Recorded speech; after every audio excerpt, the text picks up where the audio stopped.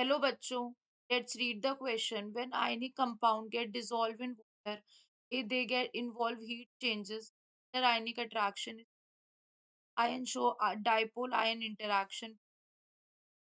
All are correct. Question. The key concept is ionic compounds. Basically अगर हम बात करते हैं आयनिक कंपाउंड की तो a chemical compound that is composed of ions held together by held together by electrostatic termed as ionic bonding. कौन से force से टुगेदर होते हैं ये इलेक्ट्रोस्टैटिक।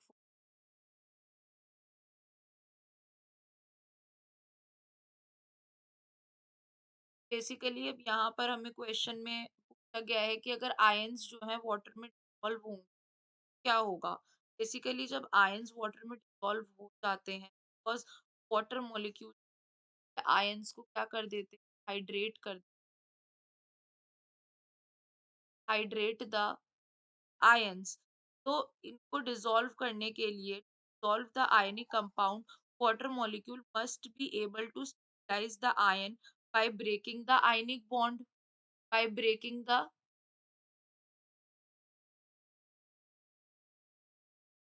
आयनिक बॉन्ड को ब्रेक करने के लिए एक एनर्जी की जरूरत होगी। तो बेसिकली के बाद ही वो वाटर मॉलिक्यूल क्या करते हैं उन आयंस को स्टेबलाइज कर सकते हैं। अब वाटर एक पोलर मॉलिक्यूल होता है और एक परमानेंट डाइपोल होता है। ऑक्सीजन पे पार्शियल नेगेटिव चार्ज होता है अगर हम देखें पार्शियल नेगेटिव और हाइड्रोजन पे क्या होता है पार्शियल पॉजिटिव चार्ज होता है। तो जब ionic substances placed in water water molecules attract करते हैं the positive and negative ion from the crystal. यानी कि जो आयन डाइपोल का अट्रैक्शन है वो देखने को मिलता है क्योंकि क्या थे हमारे यहाँ पर हमारा पार्शियल नेगेटिव और पार्शियल पॉजिटिव जो आयंस प्रेजेंट होते हैं वो अट्रैक्ट करते हैं और जो इंटर आयनिक जो आयन के बीच का अट्रैक्शन होता है वो कम होता है और वाटर के साथ उनका जो अट्रैक्शन है वो मेंटेन होता है। तो जो पॉजिटिव आयन है have several water molecules around them all their oxygen atom close to the positive ion. जो नेगेटिव है उनके पास भी सारे एच आयन्स पास होते हैं।